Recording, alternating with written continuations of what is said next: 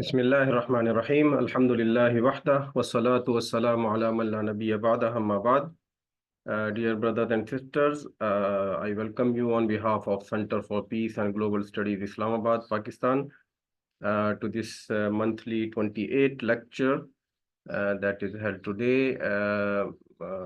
We have invited our very respected guest, Dr. Muhammad Junaid Mughal, who is currently in Malaysia. I welcome him. He has joined us. Thank you very much, Dr. Saab, for being with us. Let me introduce Dr. Muhammad Junaid. Dr. Junaid is assistant professor at the International Islamic University, Malaysia. He has done his BA honors in Usuluddin and Comparative Religion from International Islamic University, Islamabad, and then he continued his studies in IIUM, Malaysia, doing his master's and PhD in Islamic Revealed Knowledge and Human Sciences. His thesis in his master's and PhD level, they were related to the topic that we have chosen today. So this is our main area of concern. We hold most of our activities, most of our lecture related to Islamization of knowledge and integration of knowledge. So we are lucky that we have today Dr. Muhammad Junaid, who will be briefing us about and introducing us to this topic of Islamization of knowledge. So welcome, Dr. Muhammad Junaid, and the floor is yours. So we already have participants from different parts of the world, although the number is not so high today, but people will be joining. Thank you very much.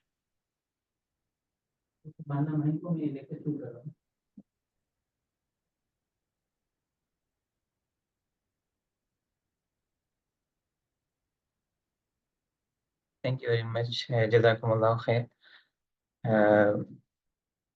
Brother Ihsan Malik Sahab, Alhamdulillah, it was an honor and really so blessing for me to interact with you and the audience from different corner of the world on this platform.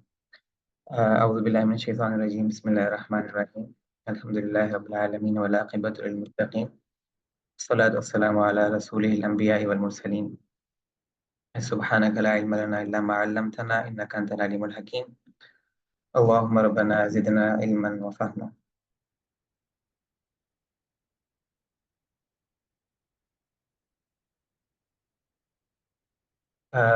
So the topic, as we try to as we decided for today's discussion or today's our talk, it is related to Islamization of knowledge or Islamization of human knowledge. This debate has been going on related to the topic whether should it be Islamization of knowledge or Islamization of human knowledge. And even there is a further development. Former rector marhum Dr. Kamal Hassan, who even further improved the discussion, and also he developed the further terminologies as Islamicization of knowledge.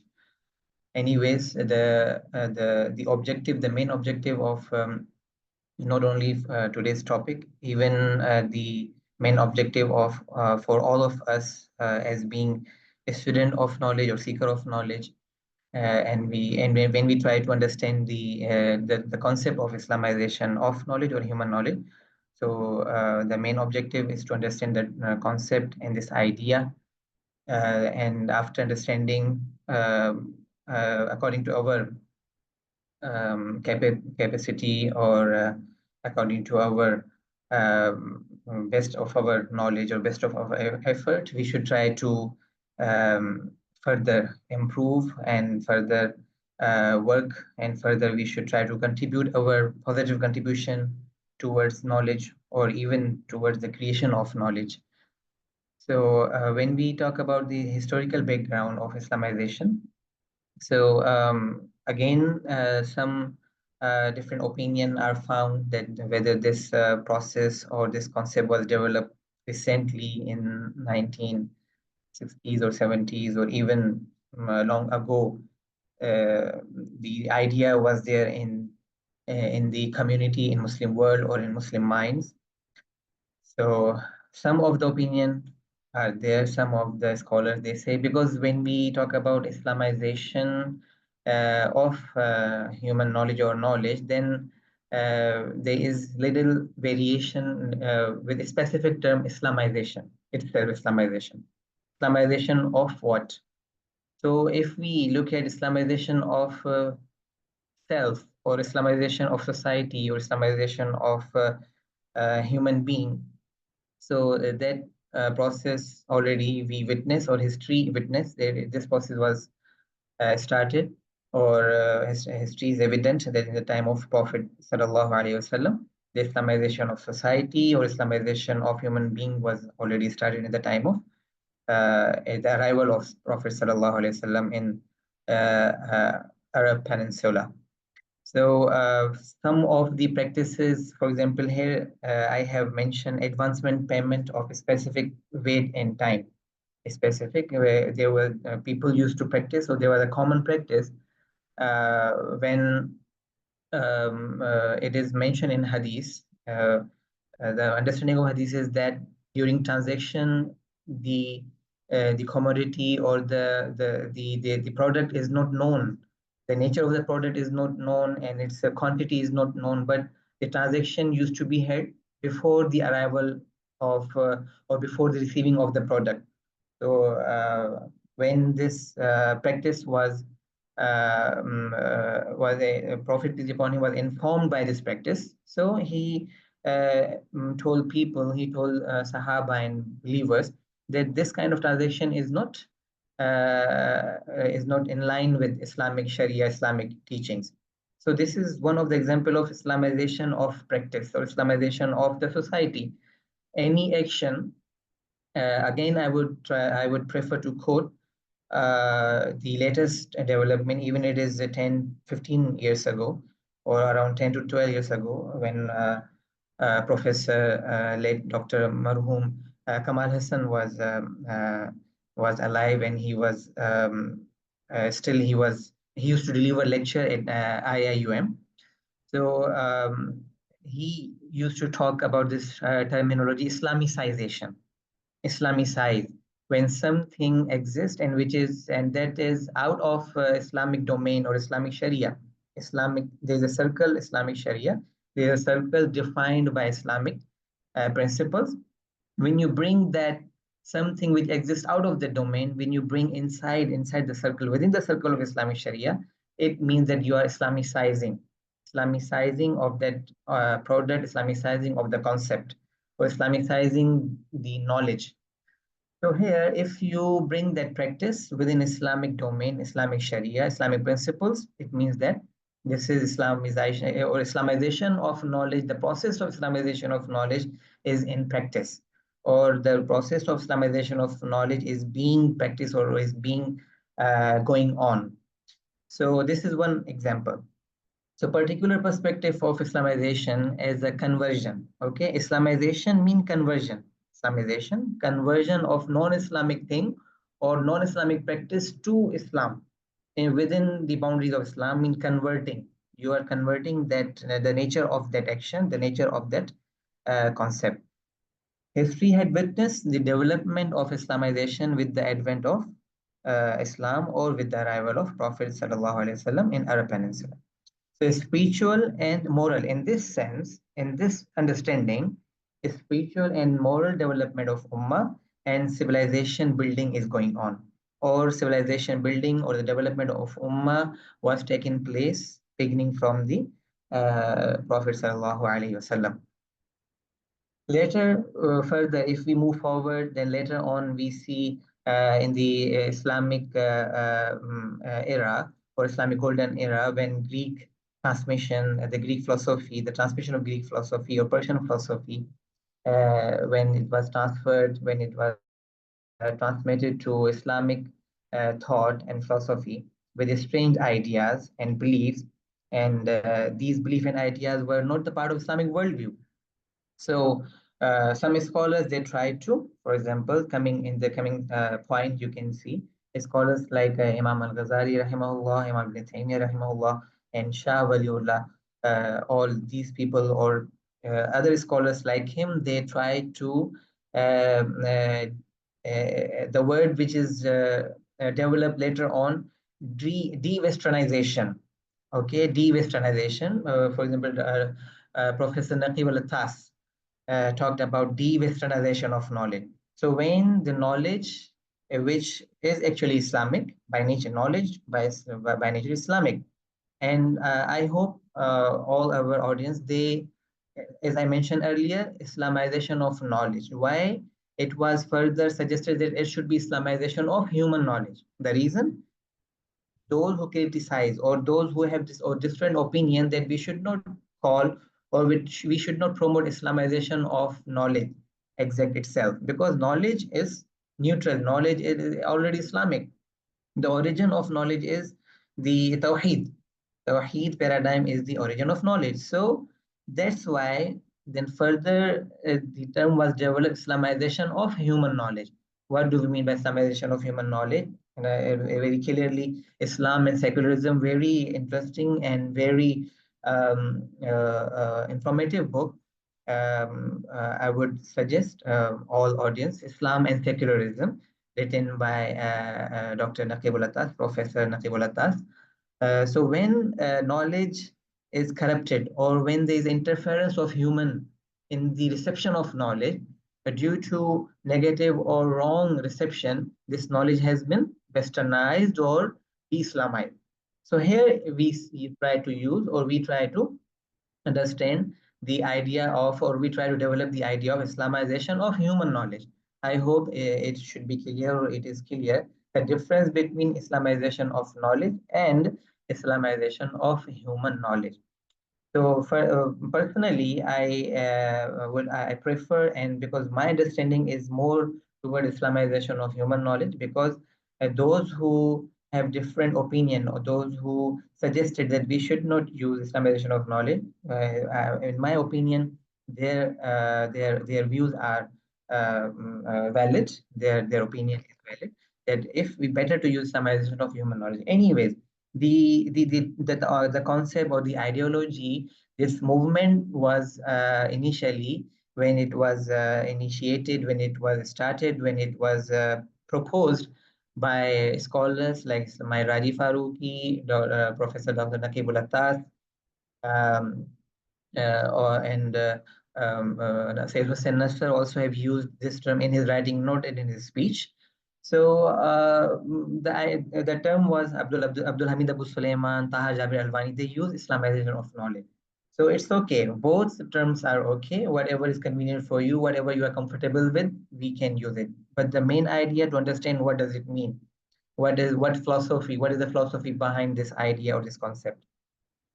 So these scholars, they try to de-westernize or they try to remove the non-Islamic elements from the philosophy, and that philosophy later on we call, or that philosophy was developed as Islamic philosophy, based on Tawheed, based on Quran and Sunnah. So the 18th century witnessed the decline of Muslim and emergence of modern Western civilization. And mid of 18th century, Muslim reformers, they tried to bring religio-political reforms in different regions of the Muslim world. We are just quickly we are trying to move forward, going through this development process of Islamization, why it was introduced, why people or scholars they thought there is a need of Islamization. So these are the elements, these are the reasons, some of them mentioned here. Then we find some thinkers like Muhammad Iqbal, Allama Muhammad Iqbal, and Muhammad Asad, who were educated in the modern in the West, but they criticized the modern Western educational system. Their main focus their main focus was educational system, Western educational system, because it was based on philosophical thought, mainly founded on conjecture, assumption, speculation. It is non-Tawhidic paradigm. Last Friday, there was an inaugural speech by a recently appointed respectable honorable rector, IIUM Professor Dr. Usman Bakar. So he mentioned this idea, this point, highlighted this point, the current existing challenge for Islamic world or Islamic worldview. The existing challenge is that non-Tawhidic worldview. And non-Tawhidic worldview is based on this idea, conjecture and assumption. And based on this conjecture assumption, they have developed that everything goes through change. So change is permanent. So if whatever we want to study, whatever we want to do, any kind of research we supposed to conduct, in the light of change, not in the light of permanence. So this is the big difference, as highlighted by rector of IIUM, the current rector, Professor Dr. Usman Bakar, that in Islam we have a Tawhidic paradigm. Everything, and for this concept, he says there's a theory of everything. This is for me it was new, and for most of the audiences it was new. Professor Dr. Osman, he said that there is theory of everything. If we don't know, we should try to understand that the theory of everything is the theory of Tawheed. The theory of Tawheed is the theory of everything, and this theory is the theory of Islamic worldview. Islamic worldview is based on Islamic worldview based on theory of everything, that is Tawheed. Everything emerge from, or the origin of everything is Wahdaniyya, Tawheed, the concept of Tawheed, and all these things, whatever origin from, everything origin or originate from Tawheed and return to Tawheed. Return to Inna Lillahi wa Inna Ilayhi Rajiun. This is the concept or the philosophy behind this Arabic statement, or this is a part of ayah, Quran. So they criticize, they have this idea that the philosophy or the education, modern Western education, is based on speculation and cannot bring a real change and development in the society. For some scholars, the emergence of the concept of Islamization was not founded only in the time of Al Faruq Ismail Ali Faruqi, but it has been on the minds of Muslim thinkers for the past few decades. In the modern age, along with Muhammad Iqbal and Muhammad Asad, Muslim revivalists as Maulana Maududi and Sayyid Qutb had devoted efforts to resolve the issue of Western secular body of knowledge. They were the people, those who, without using the idea, without using the concept of Islamization of knowledge, they um, struggled, they contributed a lot throughout their life. And the main concept in their mind was actually Islamization of knowledge or Islamization of the society. So early phase of IOHK, mean Islamization of human knowledge, if we look at quote unquote a specific way and a specific term when it was developed, so it is the movement. This movement was actually from the mid of 1970s. Some writings we find in 1975, Jafar Sheikh Idris criticized cultural biasness of Western social sciences in his paper, The Process of Islamization. 1977, First World Conference on Muslim Education in Mecca. Then immediately after that, the establishment of International University in Khartoum, Sudan. Then in Islamabad, Islamic University in 1980. Then Triple IT 1981, and then establishment of IIUM in 1983, and further development is still going on, and institutes and universities have been, being focused, or is the main focus of Muslim educationists, Muslim thinkers. So, and there was a huge participation in the beginning. In the beginning, there was huge participation of world-known scholars. For example, in Islamabad, there was a conference, second conference in 1982. Muzaffar Iqbal, Ismail Raji Faruqi himself, Professor Said Hussain Nasr. These are the people they participated. Their participation was not just presence, but they came up with their ideas and journal principal work plan, which was actually um, created by or established by Smaraji Faruqi. It was presented in that conference. And Sayyid Hussain Nasser, he refers to the first international conference on Muslim education held in Mecca. He says that for several years I had worked on this project with Abdullah Nasif and Sayyid Ali Ashraf, well-known Muslim educators. He further says, I had in fact spoken of the necessity to integrate knowledge cultivated in the modern West into the Islamic perspective, and to integrate knowledge which was cultivated in modern West into the Islamic perspective, to bring into Islamic paradigm from the 1950s onward, but had not used the term. As I mentioned earlier, he didn't use the word Islamization of knowledge. This term he didn't use, and he didn't actually prefer to use this term. But the idea in his mind, there are scholars, they say, I'm not sure whether would I have the time to mention maybe at the end, but that's why I try to whatever I think. I will try to include in my points. For example, in Rifa International University, recently I have experience of teaching there for the last 3 years. So there are some models still are being implemented, and Professor Dr. Anis Ahmad, Vice Chancellor of Rifa International Universities, and other uh, important personalities or the other well-known scholars, they are working. They are trying their best to work within their capacity. Okay. So again, one of my concluding remarks, maybe I miss at the end. One of my concluding remarks would be that there is no need to get confused. There is need to understand the concept, but no need to get confused with the terminologies. This is my humble learning, out of my humble learning and my humble opinion.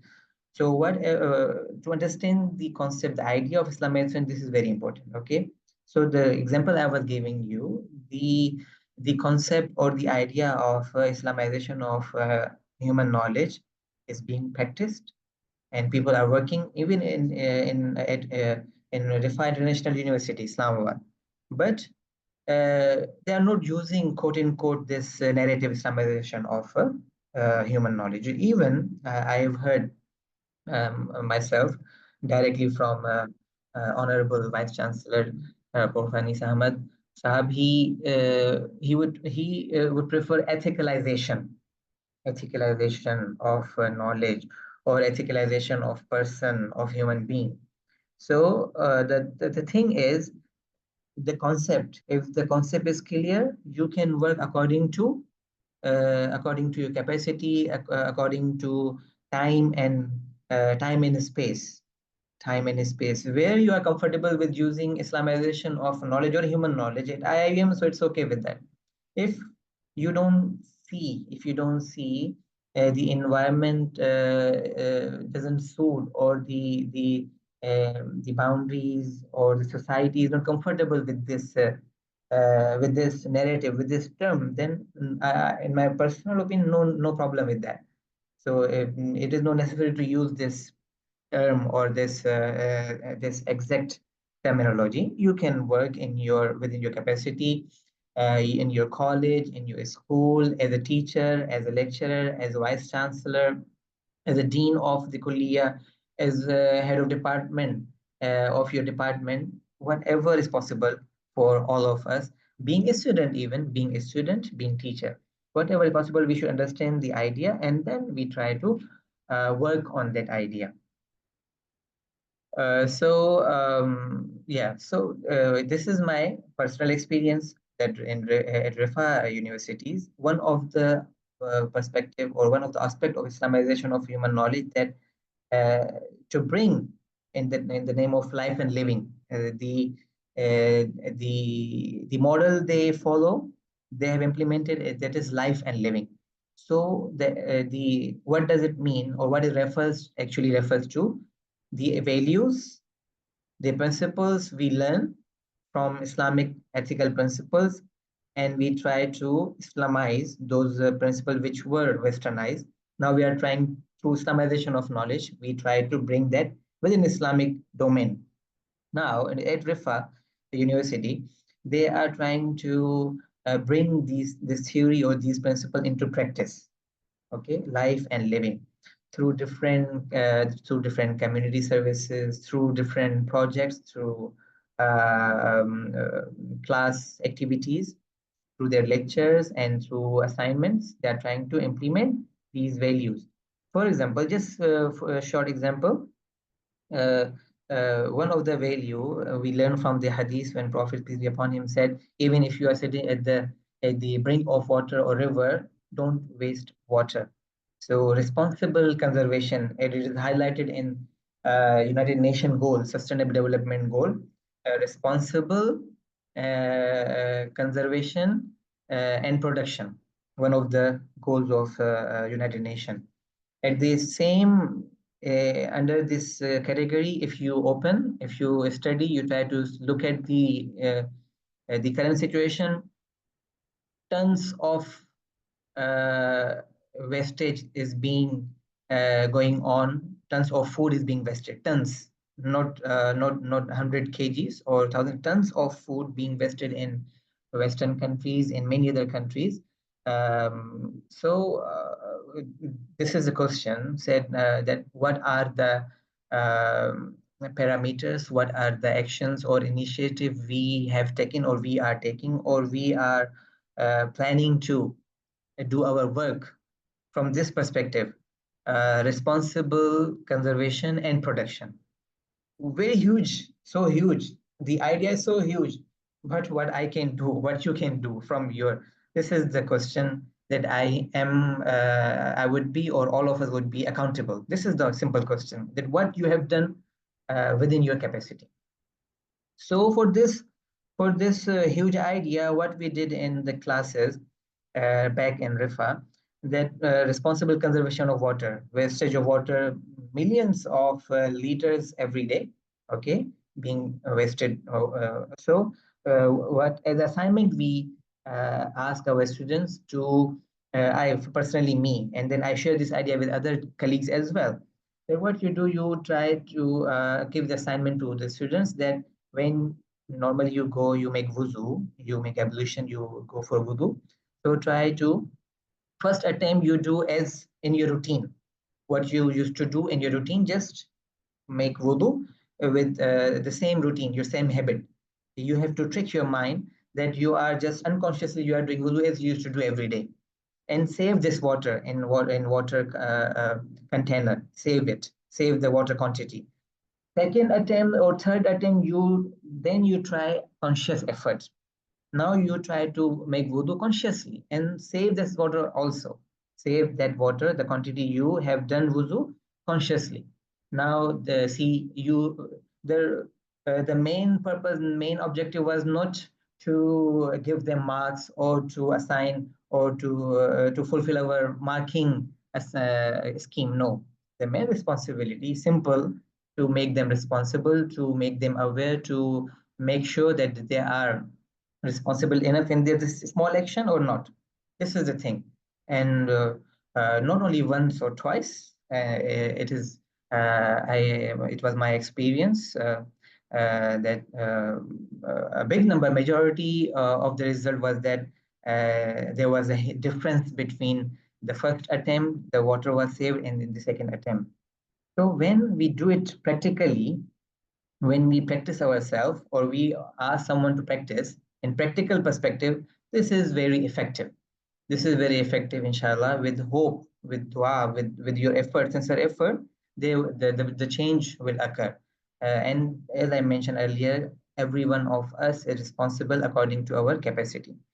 So this is one of the example I just mentioned with you, or I share with you the values, Islamic ethical values, how teachers or lecturers are trying to implement to make it in practical, from practical perspective. One of the example. Same thing here at IIUM, we are also trying. So this is part of Islamization. This is the main purpose of all this detail, part of Islamization. Either the main idea uh, suggested by Islamization of knowledge mean through education, through your speech, through practice, through assignments. So the main idea was given production of textbook, also one of the major part, production of books, production of creation of curricula, creation of a syllabus. So this is also going on. People in different corner of the Muslim Islamic world, they are huge institutions and big institutes. They are working on this specific. They are trying to achieve this objective as well. So again, whatever is possible for us within our capacity, we should try. At IIUM, the department where I am teaching right now, fundamental studies and fundamental and disciplinary studies, I have observed and I experienced that teachers, respectable teachers and colleagues, our lecturers, they are trying to develop curriculum for students, what you are going to teach in the class. So in order to uh, Islamicize them or Islamize their mind when they are affected by the Western worldview, when they are affected by the Western philosophies, Western ideologies. So now you need to you need to create, you need to create your curriculum, your syllabus, your book, so that you can try to discuss, you can bring these ideas into, you can educate your students, you can educate these people who are in our hands to improve their knowledge, to improve their ideology. So as I was talking about the Hussein Nasser, that he didn't use the term, but the concept, the idea was there in his mind. He himself mentioned it. Then, according to him, that he and Sayyid Ali Ashraf had proposed during these conferences was precisely the integration of all forms of knowledge into the Islamic perspective, integration of all form of knowledge into the Islamic perspective, and the creation of an educational curriculum based on the Islamic worldview. The curriculum will be based on Islamic worldview. The goals set by Makkah conference were not only reached or were not only met, but the impact of the conference was great, and the question of the Islamization of knowledge continues to be one of the central intellectual concerns of the Islamic world today. Later we see Sayyid Muhammad Aqibul Attas, Ismail Raji Faruqi, Abdul Hamid Abu Suleiman, one of the rectors, former rectors of IIUM, Taha Jabir Alwani, Mahdi Gulshani, Kamal Hassan, Professor Dr. Kamal Hassan, another respectable one of the rectors of IIUM. Many more highlighted this issue in detail in their writings. So for Nasser, now the remaining slides we will try to understand the specific idea, the concept of Islamization.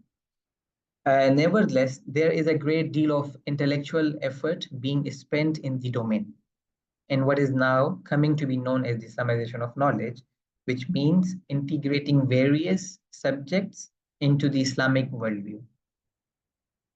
The dimensions and parameters of this important undertaking are being debated within many institutions and by many of the leading thinkers in the Islamic world today.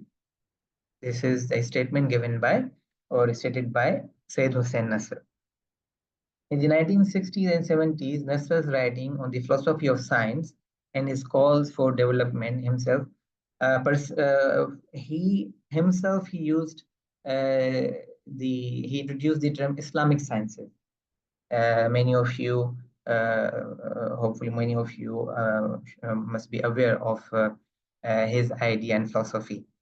So again, Islamic philosophy or Islamization of knowledge, all scholars and thinkers, they are working according to their understanding within their capacity. The principles are same, but their methods could be different.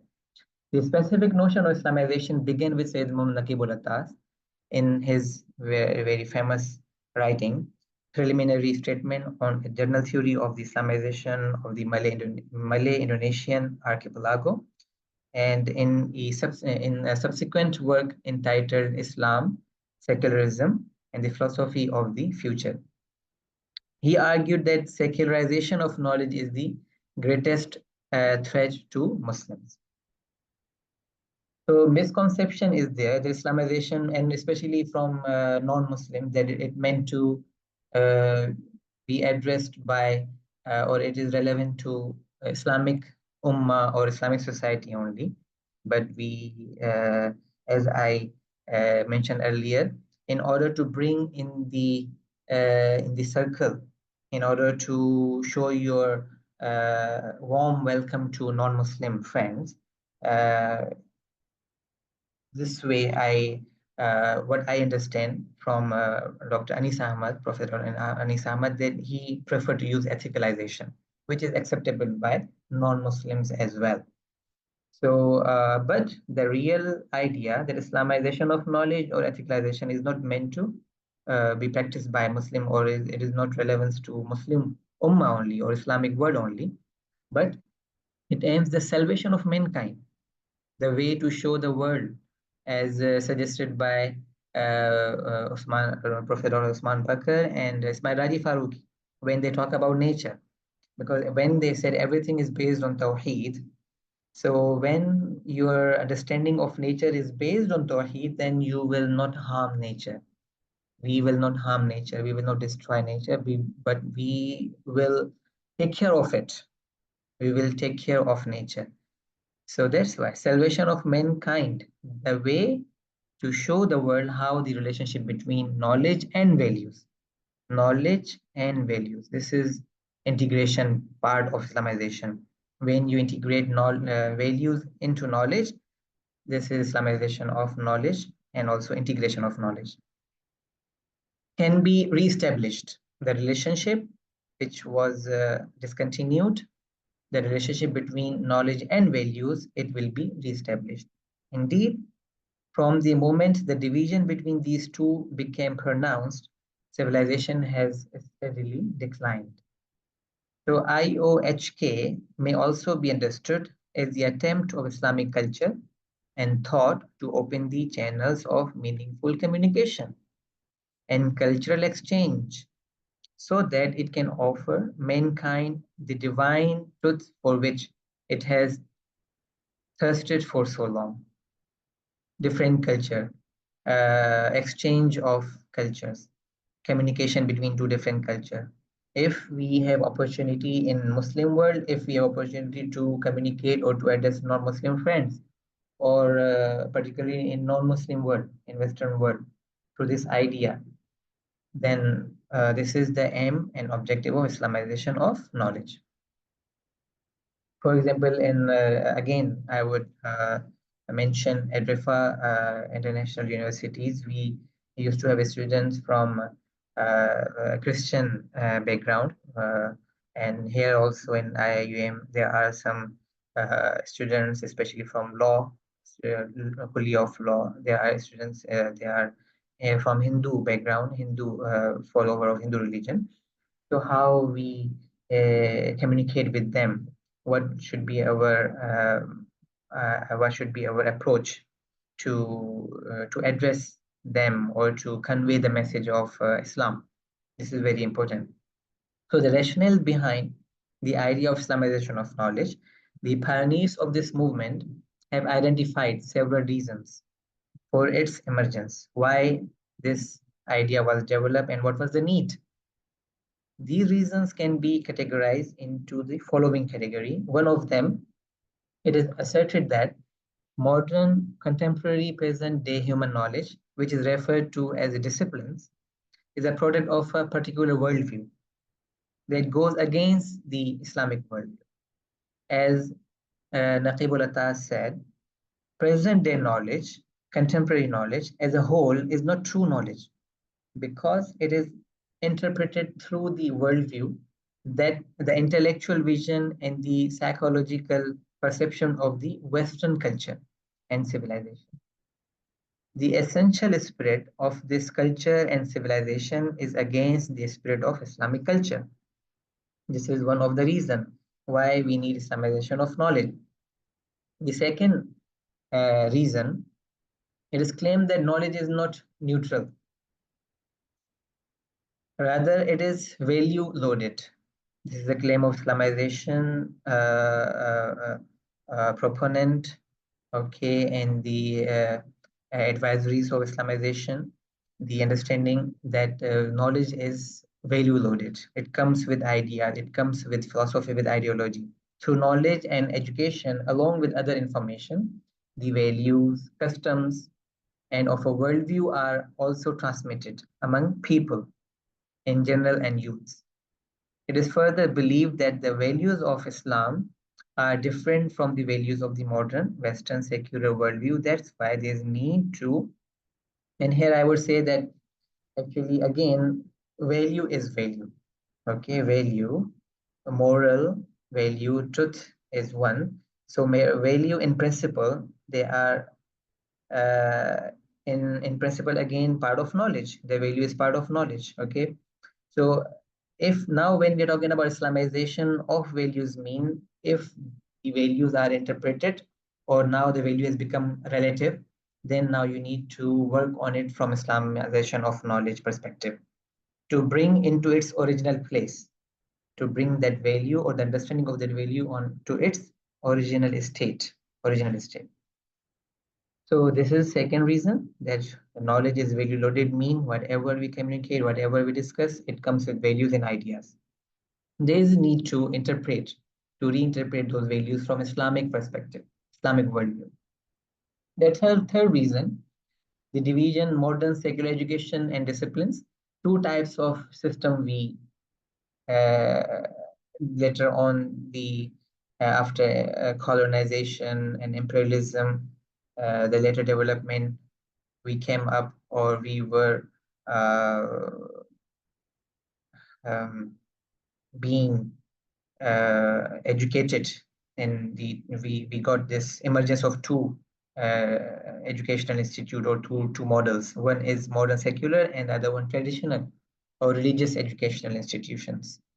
They follow different perspectives, worldviews, and values and go against each other. These institutions have caused division amongst the Muslim into modern traditional, religious, and secular Muslim. So division we have. One is Muslim.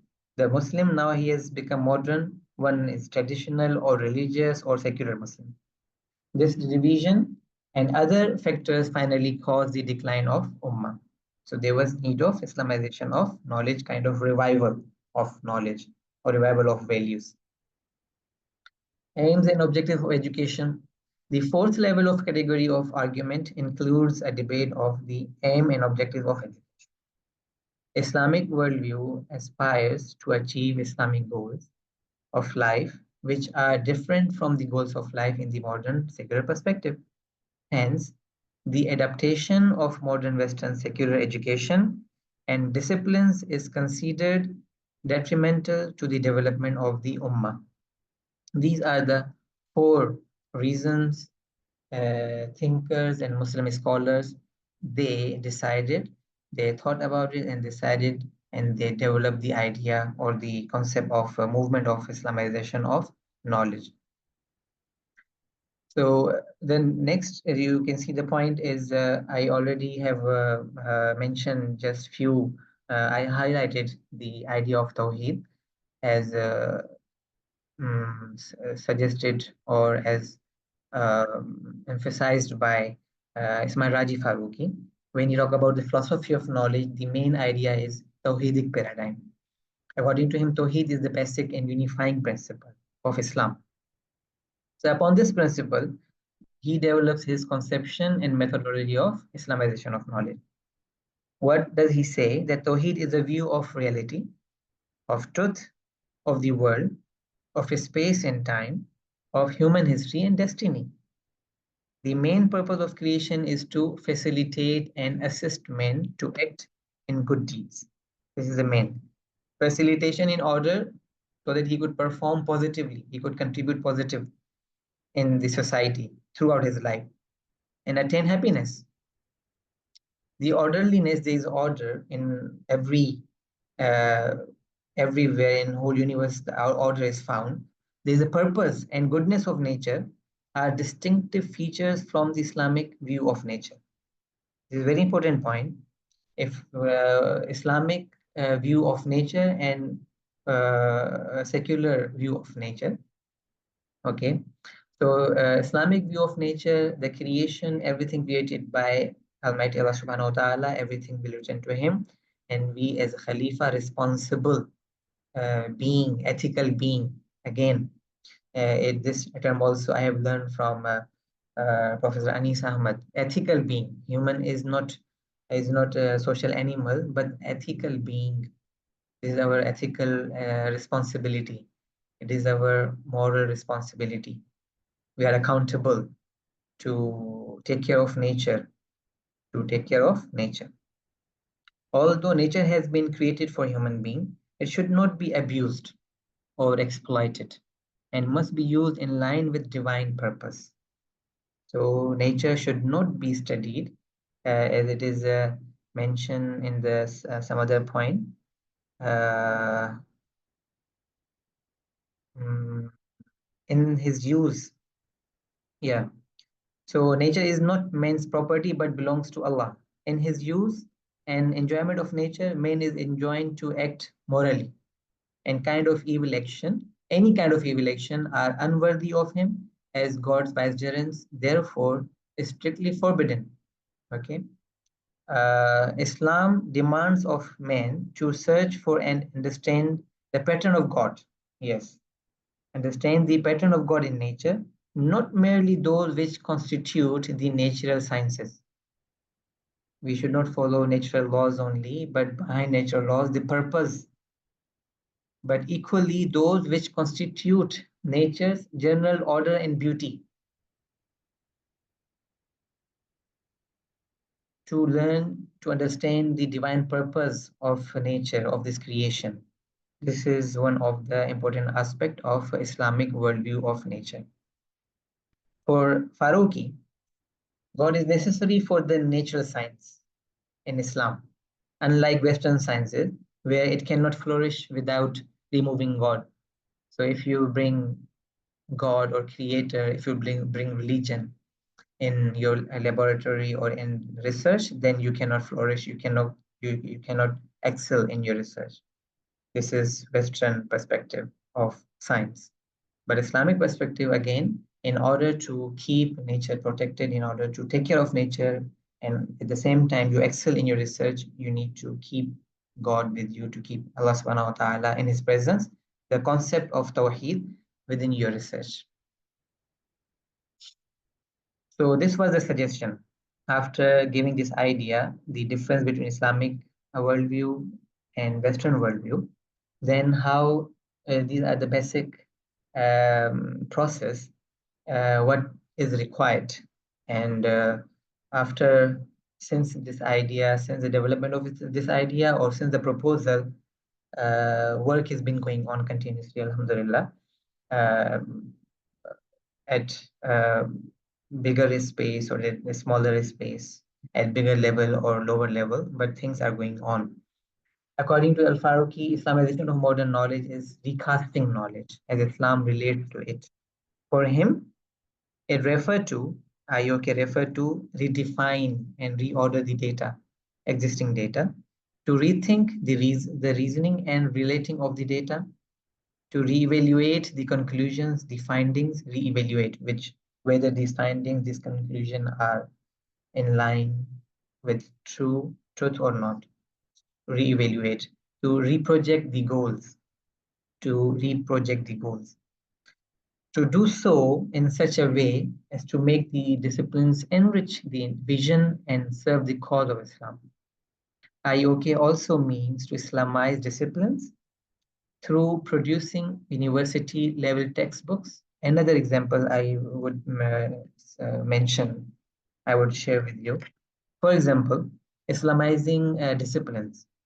Just recent example, Madani, Medina, from Medina, Turas, Madani. Okay, so culture, Islamic culture, civilization. This idea is being developed here in Malaysia. So now the discipline, political science, the Department of Political Science, okay, So in order to integrate Islamic perspective in political science, uh, there are some suggestions from the current rector, Professor Dr. Usman Bakar, the Department of Political Science and Madani Studies, something like that. They need to work on it. They still need to work on it. They would come up with further if there is any need to improve it. But the idea, if you Islamization of knowledge in specific from terminological perspective, if you want to bring some changes, if you want to improve something, first you try to bring change in theory, in its title, in its name. Then you will bring, definitely it will remain, it will have further effective, it will have longer effect, right? So to just giving the concept and don't bring in your documents, it will not be everlasting, or it will not be long lasting. So this is one of the examples I thought to share with you, that they study political science and the study of Madani studies, or political Department of Political Science and Madani studies from Islamic culture, Islamic perspective, Islamic civilization, specific from political science studies. Okay. Another idea, for example, Usuluddin and comparative religion, for example. So Usuluddin and comparative religion and philosophy, the study of comparative religion and comparative philosophy, to integrate knowledge, Islamic philosophy, to discuss the idea of Islamic philosophy, to go further, to try to make your effort to develop further the idea.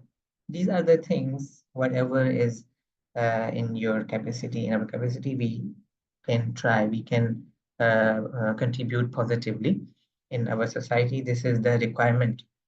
Is also, it is mentioned by Dr. Usman Bakar, Professor Usman Bakar, the role of Muslim academia nowadays, uh, to pursue, establish,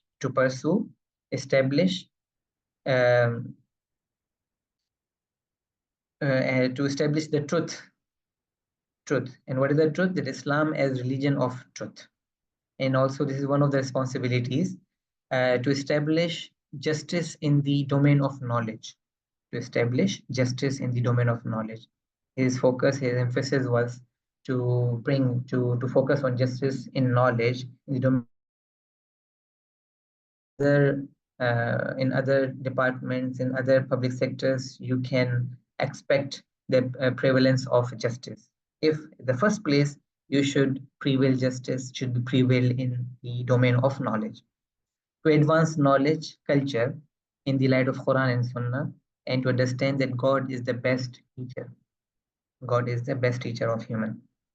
So these are the some points I have with me. So I wanted to share with you also, in from the in the sense that there are different, um, uh, different.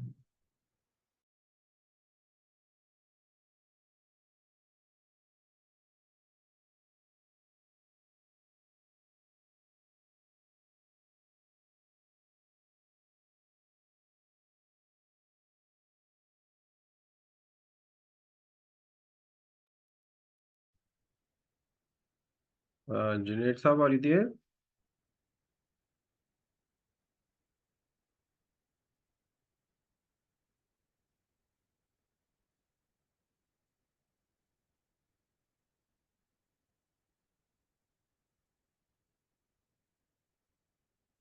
Uh,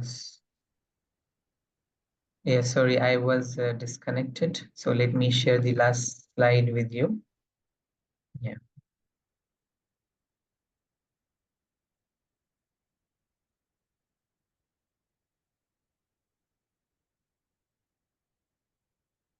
In the last slide, actually, these points I have discussed with you, as I mentioned earlier, that I wouldn't miss at the end. These are the points I have mentioned specifically, that according to my knowledge, according to my knowledge, according to my information, where and how this idea being practiced in different places, different institutes, okay, so different models in various places. I discussed with you, I mentioned IUM theory. They are trying to develop curriculum and practice through community services. They are also trying through Madani idea, concept of Madani and concept of community service. They are trying same as we find at Rifa International University in the name of life and living model of practicing the Islamic values in their practice. There is another recent my learning character foundation, another important thing. Those who are in Pakistan, or they know about this character foundation, they are also working specific. Now see, from conceptual idea, from practical perspective, maybe some other institute we can highlight. But Character Foundation, their main focus, there are two, three domain they are working on, but one of the domain is that development of a curriculum. So in whole Kashmir, in the Kashmir, from grade 1 to grade 8 or 10, the all schools they have implemented, they are following the curriculum developed by Character Foundation in the light of Islamic worldview, Islamic perspective, and some research even going on at refined universities in order to analyze the curriculum which was developed by Character Foundation, whether they are in line with Islamization of knowledge, do they need any further development, do they need some amendment or what? So these are the some ideas I have just mentioned here.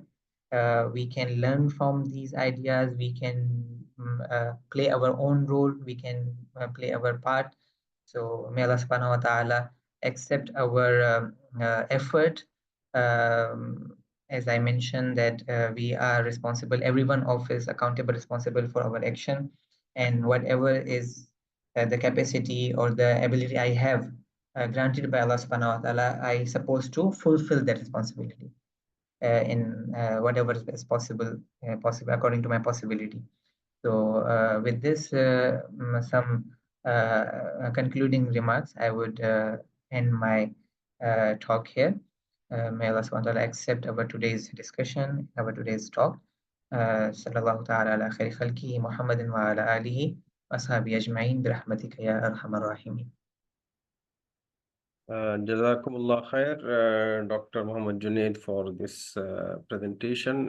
You have enlightened all of us about the concept of Islamization of knowledge, or Islamization of human knowledge, and the different scholars who have been working on that and having their own view about the terminologies. So thank you very much. Now the floor is open for the participants. If you have any question, if you have any comment or any addition, you can raise your hand. Yes, the first one, we have Dr. Nasir Danzaria. Yes, please, you can unmute and ask your question, please. Assalamu alaikum wa rahmatullah. Wa alaikum salam wa rahmatullahi wa barakatuh. Dr. Jazakumullah khairan for this presentation. In fact, we learn a lot from the presentation. May Allah reward you abundantly. For this issue of curriculum development to reflect the integration of knowledge is very important. And we, in some of our countries which are not purely Islamic, we find it difficult to develop curriculum by ourselves. Mostly the curriculum is developed by a body mainly established by the government. I don't know, maybe you can maybe advise us on how to maybe in one way or the other be able to help or to contribute in how to maybe integrate or just insert something that will benefit the Ummah in terms of this integration, sir. Jazakumullah khair. Yeah, thank you very much. Very important and so crucial, very sensitive aspect, where still there is a dire need to bridge the gap. There is a dire need to bridge this gap. Even I noticed, and Alhamdulillah, I am blessed to have a direct interaction with our respectable and honorable Vice Chancellor Prof. Anis. So the thing I learned from him, and I'm just trying to convey to you. If the basic from the basic, what is in our within our jurisdiction, if we are teaching, for example, the practical idea I have experienced here, and I just share with you also. In our department, IIUM, um, there are a number of teachers in the department. Let's say 12, 15. So all of them, they're supposed to work together in order to develop a book. You alone try, or me, I alone try to develop a book, to write a book would be, could be difficult or cannot be difficult. There are people, those who are, but initially, as you just mentioned, so the first thing, if you are attached, affiliated with the institute, and you are alone, or maybe you have 3, 4 people, for example, so you work together. So first thing, if you have teamwork, if you have a member in your team with you, it will be easy for you comparatively to develop something. And how they do and how you can do, it's now it depends on your situation.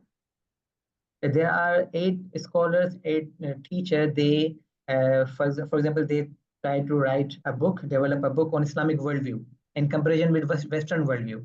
So you will have 8 or 10 chapters. Everyone will try to work on one chapter. So so with this 8 or 10 chapter, you will have a book, and you can develop a book that would be part of curriculum. This is one thing. Second, the challenge is that if you want to bring into the curriculum, so it is again this, I think it is related to the higher authority, the main authority, whether you need to, they definitely, again, you have to convince them. You have to convince them that this is the book, and this is more solid and convincing and more authentic with information. So it would be more positively, it will contribute for the development of character development for students. So this is one idea. The second thing which I learned from Professor Anis Ahmad, your lectures. You try to work on your lectures. You transcribe your lecture into text, transcribe. So after that, you will review your lectures. It will be basically at initial stage, it will be very practical. It will be easy, convenient.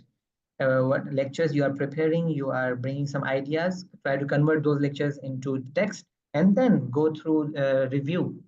After review, you will be able to, or we should be able to bring something solid in terms of in a shape of chapter or 2, 3 chapters on a small book. So it could be part of a curriculum. But the thing is, we need to work on a specific course, a specific subject. For example, I mentioned one subject is ethics and contemporary issues, for example. Okay, so the book or your chapter would be based on that specific curriculum, specific chapter, the point idea. So these are the few ideas I could share with you. I can share with you, and further you can think, or you have any other query or any comment for later or now, you can discuss about it. Yes, we have another question from Saira Rahman Saiba. Please unmute. Assalamu alaikum, sir. Wa alaikum salam wa rahmatullah. Sir, I have 2 questions over here. My first question is that how does the Islamization of knowledge address the issue of modernity, secularism, and globalization, sir? And my second question is that how can any organization promote research and development that align with the goals of Islamization, sir?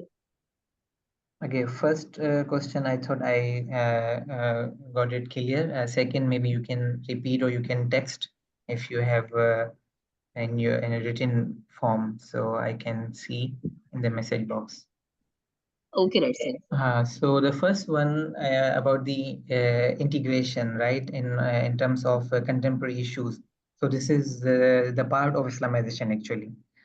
Because of the constraint of time, we couldn't highlight further. Maybe in coming sessions, we will try to, or we can try to talk on the the process of Islamization. Just now, our main objective or main focus was the understanding of Islamization of knowledge.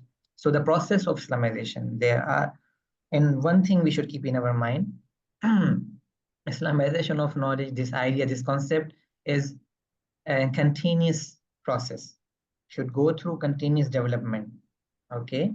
Should go through continuous development, evolutionary process. So the ideas suggested by pioneers of IOK, if now we supposed to analyze those ideas, how far these ideas are still applicable, and what amendments, what further improvement we need to add in. So Islamization also mean addition and subtraction. This is the integration is a part of Islamization. We need to uh, keep ourselves updated. One idea, one solution, other solution, interdisciplinary or intradisciplinary studies. Through interdisciplinary studies, we can work on these contemporary issues. Recently, I came to know, and many research, this type of research are going on. One of our colleague from fiqh department, from fiqh usul fiqh, expert in ethics, medical ethics, and then he is working with some scholar, a doctor from medical science, working with him. There is a coordination, there's a collaboration with him.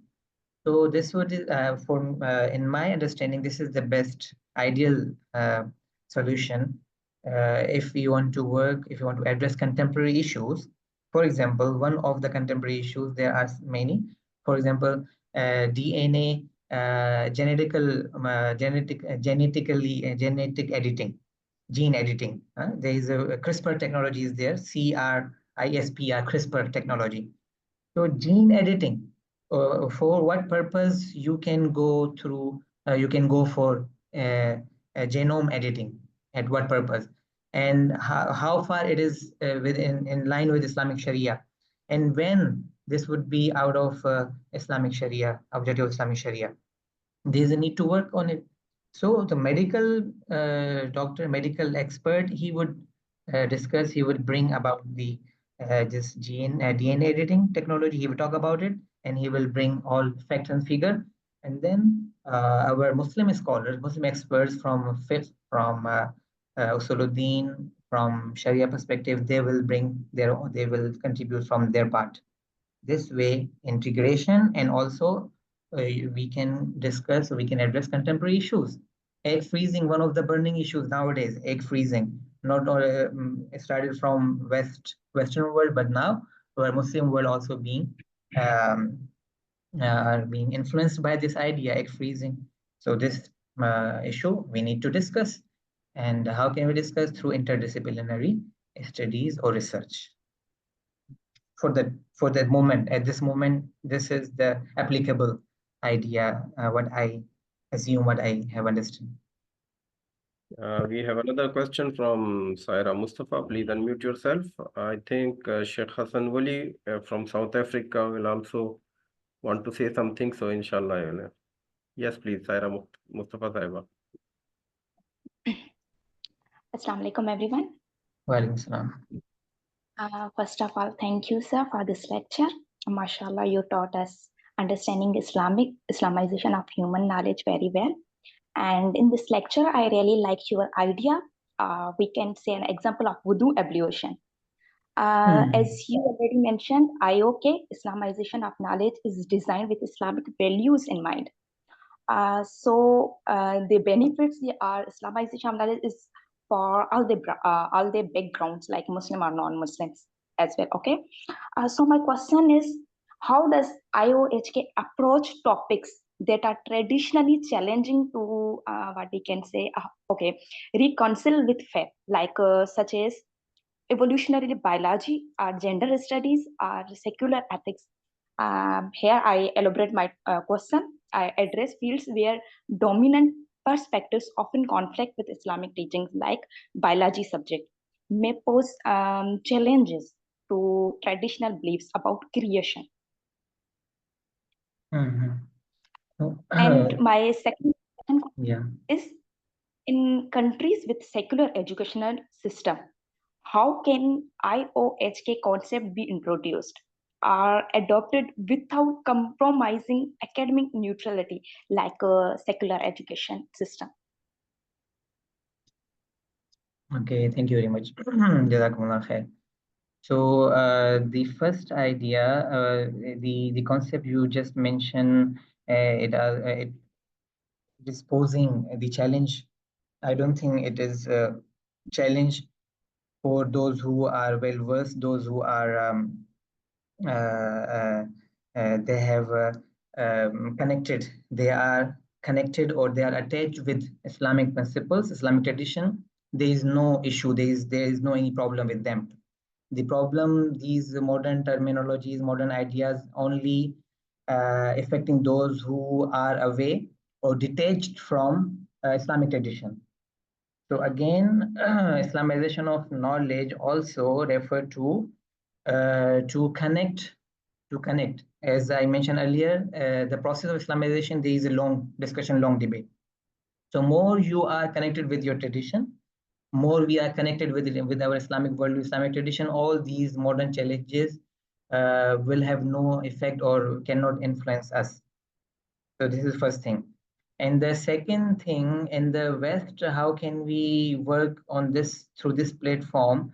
My personal suggestion and understanding that once here I always take the example of Prophet Sallallahu Alaihi Wasallam when the first time he went on Jabal, I think Safa, where he made announcement, first time public announcement for. So then he didn't say first thing that he want to announce Islam, he want to bring Islam. First question you see, first he worked initially, all previous years, he has been working on society. Once the society, some people are ready to accept, then he made public announcement. So here, no need to bring this idea or to highlight this idea, this narrative in Western society. Again, there are scholars, those through their speeches or those through education, and they are through their curriculum, they are working. So indirectly, they are actually they are adopting the Islamization of knowledge, the idea of Islamization of knowledge, okay? A specific manner and specifically when they in terms of education, and they are using the education platform of education institute. They are following Islamization of knowledge. How Islamization of knowledge different from other ideas, other ideologies? The only thing, the movement. The only difference is that Islamization of knowledge mainly focusing on or try to focus on education, to bring change through education. This is the main difference between Islamization of knowledge and other Muslim scholars, those who are working for Islam. They are serving Islam. So Islamization of knowledge, the pioneers, they try to focus on education area, educational paradigm, to bring change in the society, to implement Islamic worldview in the society. So there is no need to highlight this slogan or this narrative. Just work as possible for you, work as much as possible for you to work according to the concept without using this term. Work, just you should have understanding. Once they understood through education, this is, you can say, this is a Islamization of knowledge. This is actually, we are trying to use Islamization of knowledge or to implement Islamization of knowledge. Hope. Yes, please. Any other question? Sheikh Hassan, Hassan Wali Saab, you want to say anything?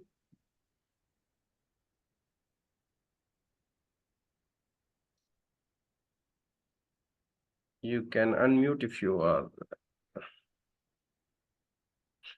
There is a Hello, comment. Assalamu alaikum. Yeah. Can you hear me? Yes, yes. All right. Yeah. Right. I'm like you. I have too many problems with Islamization, right? I studied from 1976. I attended about 2-3 world conferences.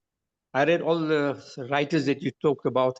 And I think the first problem is to decolonize Islam, the language, our biggest problem. Right? Yeah. We're still using the cliches of the West, so it's confusing. Now, from the academic point, we understand, but the layman is having a problem. We are not speaking to the language of the layman. So everything that you discuss now If I take that ad volume to the layman, he's not going to understand. So our teachers are laymen. Where do we start? Not by de-Islamization, not by integration, not by transformation, but we have to go to the original. And it's very simple. Everything you said is summed up in 3 words, WVS. Allah speaks about worship, right? That is Aqidah. Now, worship, it means to be a good Muslim, we have to be a good human being. So that is insaniyat and everything else. So that is the second one, stewardship and looking after nature. So I think if we start from the ground upwards, because the head is rotten already, we have to start from the youth upwards and teaching them about humanity and all those from the Islamic concept. We don't have to decolonize or Islamize the Western. It is already corrupt. We go our own route. So we are talking to Muslims and non-Muslims, we're talking to humanity. And I think scholars, with all the research that we are doing today, if you look at the 5D that is doing in Turkey with Nursi, fantastic. You took it. Imam Ghazali gave us a very simple issue in the last book, The Alchemy of Happiness.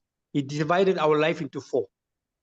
We are here in this dunya, we have to know ourselves. We don't know. So that's the first problem. 2, we have to know the world. We don't know. That's the second problem. 3, we don't know how to use the world to get the hereafter. That's the third problem. And 4th is Alam Ya. So I think I appreciate, like you and me, I'm sitting here with you doing all the research now, all the education, but I am not answering the question to the simple student in the classroom. So this is our issue. And I think if we can get all Muslims everywhere, I hope they're listening, that we're all working in our capsules, in our silos. If we can get together, like you said, look, 50 years, we haven't come out with a proper Islamic textbook. We're still using the modern textbook. Now, I'm sad. I walked into a Muslim teacher, very educated, and he was reflecting Shakespeare. Who? Othello. He said a Moor from Africa. Now, Zubillah means Zalik. Othello was a Muslim. If you were a Moor, is a derogatory word to the Muslim of Africa. So Shakespeare has already decolonized the minds of people. And we go through the school, and the teacher is supposed to be from an Islamic perspective, so he doesn't know that. Or Romeo and Juliet, they talk about suicide. Love is the teacher could not de-Islamize the subject and said, listen, now, this is suicide, it's against Islam. So we don't know how to respond. We have to start from the root, Aqidah. Jazakallah, I appreciate, beautiful what you've said. And we've got a long way to go. So give me some hope. Jazakumullah khair. Shukriya, Jazakumullah khair. Thank you very much.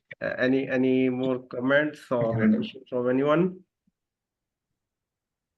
Yes, Dr. Junaid Sab, you have mentioned some scholars and most of them were affiliated with the Triple IT 1980s. Then you mentioned about the Makkah conference and then some conferences in Pakistan. So being Pakistani, yes, you referred a lot to Professor Anis.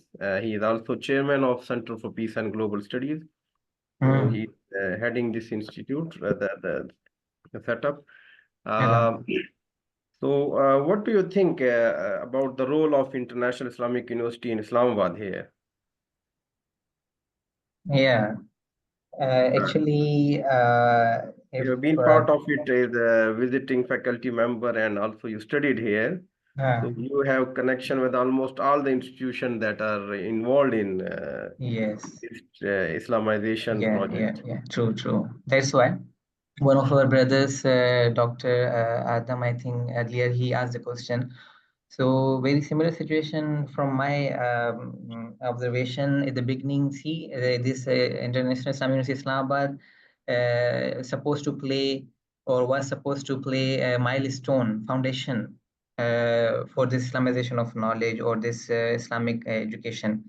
And its establishment and continuation of IIUI was so effective. Still, it is effective in its domain.